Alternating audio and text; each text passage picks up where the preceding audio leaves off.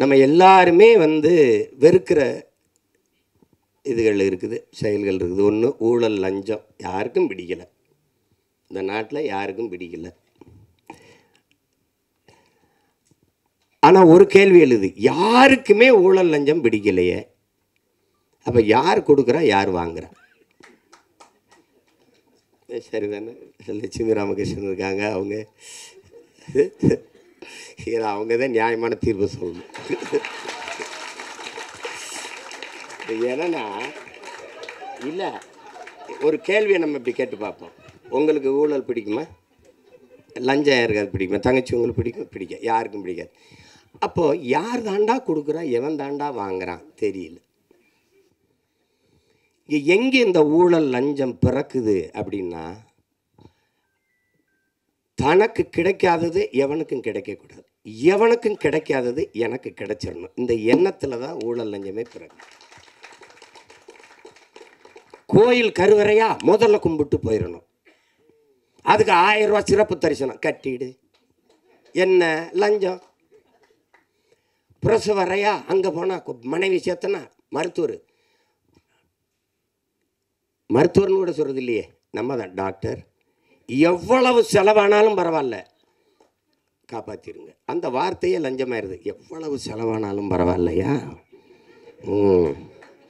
அப்போ காசுக்காரன் போடுறான்னு திட்டிடுறான்.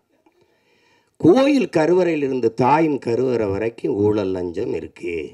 ஒரு மருத்துவக் கல்லூரியில் படிக்க போனோன்னா 10 இடம் தான் இருக்குது, ஆனால் 100 பேர் காத்திருக்கான்னா அவனுக்கு கிடைக்காத இடம் எனக்கு கிடைக்கணும்னா ஒரு இடம் 1 கோடின்னா கட்ட தயாராக இருக்கான். அங்கே யாருக்கும் கிடைக்காதது எனக்கு கிடைக்கணுங்கிற அந்த எண்ணத்தில் பிறந்துருது இந்த ஊழல் லஞ்சம். அதனால ஒழிக்க முடியல. அதே மாதிரி தான் இந்த சமூகத்தின் மிக கொடிய நோய். இன்னைக்கு நேரத்தில் கதாநாயகி விட பாடினாங்க, நம் பாட்டன் பாரதி பாடினது.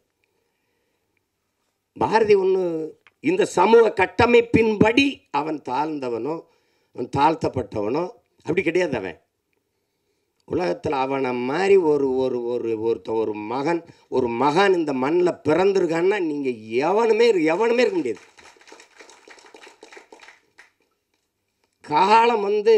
காலம் பல கவிஞர்களை உருவாக்கி இருக்குது அன்பிற்குரியவர்களே. காலத்தை உருவாக்கிய ஒரு பாவலன் உண்டென்றால் உலகத்தில் நம் பாட்டன் பாரதி தான். நாடு சுதந்திரம் அடையில 1921 செத்து போயிட்டான் பாரதி. 47 விடுதலை அடைகிற.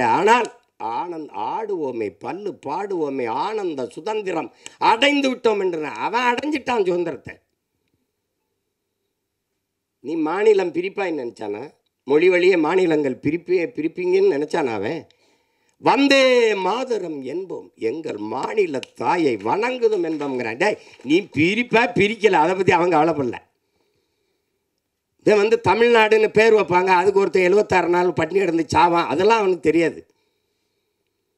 தமிழ் திருநாடு தன்னை பெற்ற எங்கள் தாய் என்று கும்பிடடி பாப்பா, அமிழ்தில் இனியதடி பாப்பா, நம்ம ஆன்றோர்கள் தேசமடி பாப்பான்னு. யார்?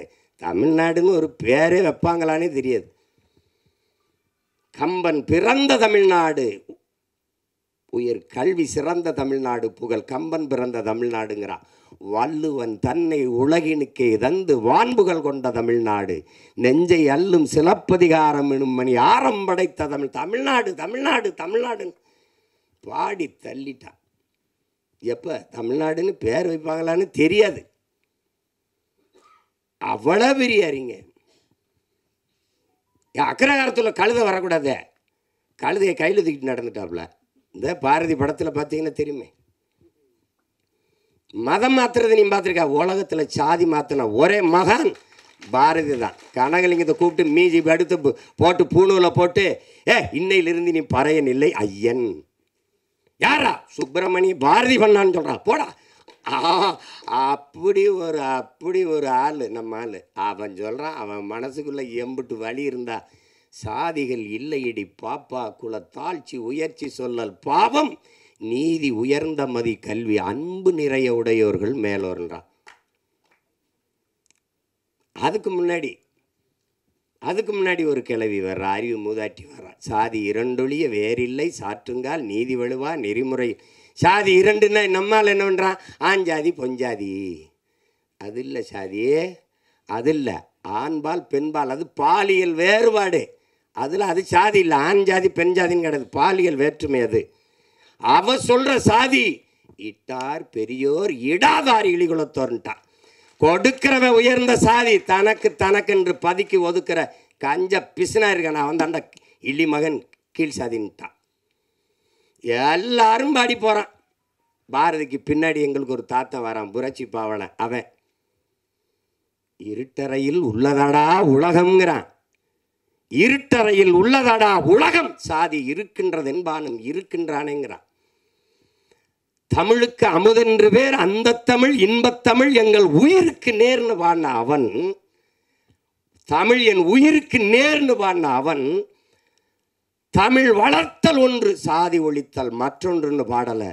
சாதி ஒழித்தல் ஒன்று, நல்ல தமிழ் வளர்த்தல் மற்றொன்றுனா. முதல்ல சாதியை ஒழிடாங்கிறான். சாதியை ஒளி. எல்லாரும் சமநிலை சமூகம் படைக்க தான் போராடுறான்.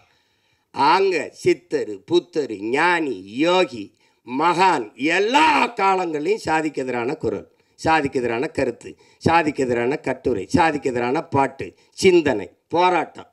ஆனாலும் இந்த சாதி சாக மாட்டேங்குது. அதே தான் சொன்னான், எல்லாரையும் சாகடிக்கிற சாதியே உனக்கு ஒரு சாவு வராதா? அதானே எல்லாரும் பாடினான். இந்த தலைமுறையில் எங்கள் விஜித்து சிவபிரகாச அவன் பங்குக்கு ஒரு நெற்பள்ளி போடுறான் இந்த சாதியை கொளுத்துறது. சாதிங்கிறத ஒரு கொடிய சமூக நோயாக இருக்குது, கொரோனாவை விட பெரிய கொடிய நோய். சாதி என்ன செய்யுது? உலகத்திலே புனிதமான ஒன்று இருக்குங்க, அன்பு, அதை கொன்றுதுங்க. உலகத்திலே நீங்கள் இந்த மானுடன் ஒரு அளப்பெரிய ஆயுதங்களை கண்டுபிடிக்கிறாங்க மனுஷன் அழித்து கொள்றதுக்கு. இந்த எல்லா ஆயுதங்களையும் அழிக்கக்கூடிய ஒரு ஆற்றல் இருக்குன்னா அது அன்புக்கு தான் இருக்குது. அன்பு என்ன செஞ்சிரும்னு பாருங்கள். அமெரிக்க அதிபர் இந்தியாவுக்குள்ள வந்தால் கடவுச்சீட்டு வீசா அனுமதி வேணும். இந்திய நாட்டின் முதன்மை அமைச்சர் ஐயா மோடி அமெரிக்கா ரஷ்யா போனால் அவர் கடவுச்சீட்டை காட்டணும், அனுமதி, உள்நுழைவு அனுமதி வேணும், வீசா அனுமதி, உள்நுழைவு அனுமதி வேணும். ஆனால் ஒன்றுமே இல்லைங்க. இதில் ஒருத்தி ஒன்றுமே இல்லை. அன்னை தெரேசான்னு ஒருத்தி ஒன்றுமே இல்லை. அவளுக்கு ஒன்றுமே கிடையாது. அவள் எந்த பதவிகளெல்லாம் ஒன்றும் இல்லை. பாருங்கள், எல்லா நாடுகள்லையும் பணி செஞ்சு வந்து இந்தியாவில் தங்கிட்டா. அவளுடைய சேவை நிறைய தேவை இந்த நாட்டுக்கு இருந்துட்டா. அப்போ உலக நாடுகள் அந்த அன்பு தாயை பார்த்து சொல்லுது, அவளுக்கு கடவு சீட்டு இல்லை, உள்நுழைவு அனுமதி இல்லை, வீசா இல்லை. எந்த நாட்டுக்கு வேணாலும் நீ வா தாயே, உனக்கு எங்கே தங்கணும்னு விருப்பமோ அங்கே நீ தங்கிக்கலாம், எந்த இடத்துல நீ குடியேற நினைக்கிறியோ அங்கே குடியேறிக்கலாம்னு உலகம் இருகரமும் விரித்து அந்த தாயை வரவேற்றதென்றால் உலகத்தை தன் அன்பால் சுருக்கிவிட்டா ஒரு மனுஷி. அந்த அந்த மதம் சாதி எல்லாம் பேசிட்டுருக்குறோம். ஆனால் எல்லாவற்றிலும் புனிதம் ஒன்று இருக்குது, மனிதம். அந்த மனிதத்தை கொன்றுது. ஆகச்சிறந்த ஒன்று அன்பு, அதை கொன்றுது இந்த சாதி. சாதி மதம் நீங்கள் என்ன சாதாரண நினைக்கிறீங்களா? கல் சாராயம், இந்த கஞ்சா அவின்னு கொட்கைன்னு இந்த இதெல்லாம் இருக்குல்ல, அது போட்டால் தான் புதையேறும். சாதி மதமும் சொன்னால் ஏறிடும்ன்றான். இந்த மார்க்ஸை விடவா ஒரு மேதை இருக்கான் அந்த நாட்டில். 2000 ஆண்டுகளில் இவனை போல ஒரு சிந்தனையால் இன்னும் பிறக்கலைன்றா. அவனே சொல்கிறான் மதம் ஒரு அப்படின்னு சொன்னால் ஏறிடுன்றான். மற்ற போதையெல்லாம் படுத்து தூங்கினா இறங்கிடும். சாதி மத போதை ஏறிச்சுன்னா செத்து பாடையில் போனாலும் ஏறாது. ஏன்னா தனி சுடுகாடு அவனுக்கு. செத்தாலும் ஆறுமுக கவுண்டர் சுப்பிரமணிய நாடாருன்னு எழுதி வைப்பானா இல்லையா கல்லறையில்? செத்தாலும் போகாது. இந்த சாதி ஒரு சமூக நோய். குறிப்பாக எங்களுக்கு தமிழ் தேசியர்களுக்கு வந்து பெருநோய். இந்த மண்ணில் பிறந்த ஒரு பெரிய புரட்சியாளன் எங்களுடைய அண்ணன் தமிழரசன் அவர்கள் எழுதுகிற, டேய் சாதி மதம் சாராயம் இது 3 வந்து தமிழ் தேசிய அரசியலின் மிகப்பெரிய பகைவங்கிறது. மதம் சாதி போதை இருக்க பெரிய கொடிய நோய்டாங்கிறது. அது என்ன சொல்ல? இப்போ தேர்தலில் நம்ம வேலை செஞ்சு போவேன் எல்லாம் சரின்னு விடும். என்னதானாலும் நம்ம சாதியை விட்டு கொடுக்க முடியாதுலன்றான். அவனுக்கு மொழி செத்துச்சு கவலைப்பட மாட்டான், அவனுக்கு இனம் செத்துருச்சு கவலைப்பட மாட்டான், ஆறு செத்துருச்சு கவலைப்பட மாட்டான், மலை களவு போகுது கவலைப்பட மாட்டான், வளம் திருடு போகுது கவலைப்பட மாட்டான், உரிமை பறி போகுது கவலைப்பட மாட்டான். எது செத்தாலும் சரி, தன் சாதி செத்துறக்கூடாது. அப்படி நினைக்கிற ஒரு கூட்டத்துக்கிட்ட ரெண்டு காதலர்கள் சிக்கிக்கிட்டா என்ன நிலைமை? அதுதான் கதை. ஒரு பேரன்பை ஒருத்தன் வைக்கிறான், அந்த பேரன்புக்கு பிரச்சனை, அதை அந்த அன்பை சிதைச்சவனை ஒழிக்கணும்னு நினைக்கிறான், பெருங்கோபம். இதுதான் படம். சரிதானே வை? ஆமாம், ஆமான்ட்டாப்ல. ஏன்னா நீங்கள் இதை பாருங்கள், சாதிய இழிவை துடைத்தெறிய போராடாமல் இருப்பதை விட செத்து ஒழிவதே மேலானதுன்னு ஆனால் அம்பேத்கர் சொன்ன இந்த மொழின்னு இருக்கிற அந்த வலி இருக்குல்ல, அதை நீங்கள் உணர்ந்துட்டீங்கன்னா நீங்கள் இந்த நாட்டில் தீண்டாமைங்கிற ஒரு சொல்லே இருக்குது. நீங்கள் நினச்சி பாருங்கள் எவ்வளோ வலிந்தான்னா, யாருக்கு அடிமை இல்லை, எனக்கும் யாரும் அடிமை இல்லை. இந்த எண்ண ஓட்டம்தான் இங்கே எல்லாருக்கும், இந்த மானுடத்தில் எல்லாருக்கும் தேவைப்படுது. இதுதான் இங்கே இருக்கிற சிக்கல். இப்போ பாருங்கள், என்னரும் மக்களே, சிலர் பாருங்கள், என்னரும் மக்களே, இந்த பூமியில் பிறந்து தாழ்த்தப்பட்டவர்கள், தீண்டத்தகாதவர்கள் கோயிலுக்குள்ளே வரக்கூடாது, குளத்தில் குளிக்கக்கூடாது, தெருவில் நடக்கக்கூடாது, இப்படி இந்த தீண்டாமை இழிவை சுமந்து நீங்கள் படுகிற இந்த பாடை பார்க்கும்போது என் இதயம் நொறுங்கி ரத்தம் வழிகிறது. இதற்கு நீங்கள் தாயின் கருவறையிலே கலைந்து போயிருக்கக்கூடாதா அப்படின்னு ஆவேசமாக தன்னுடைய வலியை வெளிப்படுத்துகிறார் அண்ணல் அம்பேத்கர். அதை தான் தோணுது. எத்தனை வலி, எவ்வளவு வலியின் மொழி அது. இன்னுமா அந்த கொடுமை, இன்னும் தொடருது. அதை பாருங்க, பிறப்பின் அடிப்படையில் பேதம் பாராட்டுகிற, உயர்ந்தவன் தாழ்ந்தவன் என்ற பாகுபாடு பாராட்டுகிற இந்த கொடிய நோயை ஒழிக்காத சமநிலை சமூகம் பிறக்காது. இதற்கு என்னைக்கு சொல்கிறான் பாருங்க, அந்த இதில் படத்தில் கூட வருது பாருங்க, நம்முடைய அது குரல் ஒளியில் வருது, நம்ம பாவா செல்லத்துறைவர் சொல்கிறார் பாருங்க, பிறப்பு ஒக்கும் எல்லா உயிருக்கும்னு வள்ளுவ பெருமகனார் தந்தருளிய மறைமொழியில் எத்தனை ஆண்டுகள், 1000 ஆண்டுகளுக்கு முன்னாடி பாடுறாரு, எத்தனை 1000 ஆண்டுகளுக்கு முன்னாடி பாடுறாரு. இப்போ அந்த காலத்திலேயே இந்த ஏற்றத்தாழ்வு இருந்திருக்குது. பிறப்பு ஒக்கும் எல்லா உயிருக்கும், எல்லா மானுடருக்கும்னு சொல்லவே இல்லை நம் மூதாதை, எல்லா உயிருக்கும் பிறப்பு ஒக்கும்ட்டது. அதில் பிறப்பின் அடிப்படையில் பாகுபாடு, உயர்ந்தவன் தாழ்ந்தவன். இதில் பாரதி ஏன் ஆகச்சிறந்த மானுடன்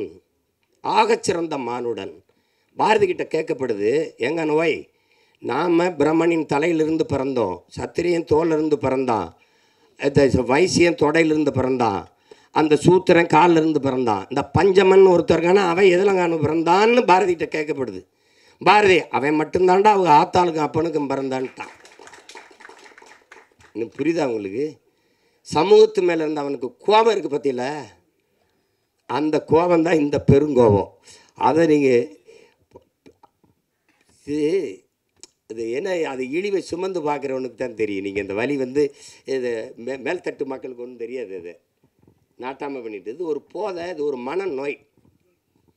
மனிதனை சக மனிதனை தன்னை போல எலும்பு நரம்பு ரத்தம் சதை பசி உறக்கம் கனவு கண்ணீர் எல்லாம் கொண்ட சக மனிதனை தாழ்ந்தவன் என்று தாழ்த்தி வீழ்த்தி சுகம் காணுகிற ஒரு மனநிலை கொடிய நோய். அது மனநோய். அதான் அங்கே இருக்கிறது. ஒத்ததறிவார் உயிர் வாழ்வார் மற்றெல்லாம் செத்தாருள் வைக்கப்படும்ட்டான் வள்ளுவ பெருமகனார். காரணம் என்ன? துணி விழுக்கிற வண்ணான், முடிதிருக்கிற மருத்துவர், அங்கே சலவை தொழிலாளி வேணும், அங்கே தச்சன் வேணும், அங்கே விளைய வைக்க உணவுப் பொருளை விளைய வைக்க அங்கே வேளாண் குடிமகன் உழவன் வேணும், அங்கே அதை சமைக்க பாத்திரங்கள் செய்கிற குயவர் வேளாளர் குடிகள் வேணும். எல்லோரும் வேண்டும், எல்லாரும் சேர்ந்து இசைந்து வாழ்ந்தால்தான் அது சமூகம். ஒத்தது அறிவார் உயிர் வாழ்வார் மற்றெல்லாம் செத்தாருள் வைக்கப்படும்ட்டான். மற்றெல்லாம் பிணம்டான்ட்டான். எல்லாரும் தான் சாடி இருக்கான், பாடி இருக்கான், ஆடி இருக்கான், எல்லாம் பண்ணி பார்த்துருக்கான், ஒன்றும் நடக்கலை. இங்கே சாதிக்கு ஒரு சாமி, சாதிக்கு ஒரு சமநிலை சமூகம் எங்கே இருக்குது? செத்த பிறகு கூட பணத்தை புதைக்கிறதுல இவனுக்கு இந்த சாதிக்கு இது, இந்த சாதிக்கு இது, இந்த சாதிக்கு அது. இதில் எந்த சாதிக்கும் பாகுபாடு இல்லாத ஒரு தேசத்தை படைக்கும் உலகத்தில் இந்த நிலத்தில் முடியல. எங்கள் உயிர் தலைவன் அவன் கனவு கண்ட தேசத்தில் தமிழீழ நாட்டில் நீ எவனாவே இரு, என் கோட்டுக்குள்ளே என் நாட்டுக்குள்ளே வந்தால் நீ தமிழனா இருன்னு ஒரு மக்களை உருவாக்கி இறந்து போன எல்லாரையும் ஒரே இடத்தில் மாவீரர்கள் துயிலும் இல்லம் என்று நீ பெரிய தளபதினாலும் படு, நீ சாதாரண வீரனாலும் படு, நீ எவனாவே இரு, உயர்ந்தவன் தாழ்ந்தவன் பாகுபாடு இல்லாது எல்லோரும் ஒரே. இங்கே உயர்ந்த சாதிக்காரன் சுடுகாட்டு வழியை கூட தாழ்ந்த சாதிக்காரன் பிணத்தை எடுத்து போக முடியாது. ஆனால் இங்கே மகான்கள் தோன்றியிருக்கார்கள், காந்தி தோன்றியிருக்கிறார், அண்ணல் அம்பேத்கர், பெரிய புத்தன் பூலே எல்லாரும் தோண்டிட்டான். ஒன்றும் எடுபடல, ஒன்றும் சரியில்லை. இன்னொரு தலைமுறை இந்த சாதி மதத்தை காலில் போட்ட செருப்பாக போட்டு தேய்ச்சி நடந்தாலே ஒழிய இது சாகாது. இந்த கருமத்தை ஒழிக்காமல் சமநிலை சமூகம் படைப்பது என்பது சாத்தியமில்லை. வெற்று வார்த்தை. சாதியை இழிவு தீண்டாமை கொடுமைகளை வைத்துக்கிட்டு சாதியை ஏற்றதார்களை வைத்து கொண்டு சமூக முன்னேற்றம் சமூக மேம்பாடு என்று பேசுவது என்பது சாக்கடை குழியின் மேலே போடுகிற சந்தனம் பந்தலுக்கு சமம், மலை குழியின் மேலே போடுகிற மல்லிகை பந்தலுக்கு சமம்னு அண்ணல் அம்பேத்கர் சொல்கிறாருன்னா காரணம் அவர் அனுபவித்த வழி. அவரை போல ஒரு கல்வியாளன் இந்த உலக வரலாற்றில் உண்டா சொல்லுங்கள். ஒரு மனிதன் 10,000 புத்தகங்கள் தன் வாழ்நாளில் படிச்சிருக்கணும், அது குறைந்த தகுதி. ஆனால் 64,000 புத்தகங்களை படித்த ஒரு மகன் உண்டென்றால் அது அண்ணல் அம்பேத்கர் தான். ஆகச்சிறந்த கல்வியாளன். படுக்கிற இடம் கூட படிக்கிற இடத்துக்கு பக்கத்தில் இருக்கணும்ட்டு நூலகம் எங்கே இருக்கோ அங்கே தான் அறை எடுத்து தங்கியிருக்கிறது. அப்பேற்பட்ட அறிஞன் சொல்லித்தான், இந்த சாதிய இழிவை தொட தெரிய போராடாமல் இருப்பதை விட செத்து ஒழிவதே மேலானதுறான்ட்டார்.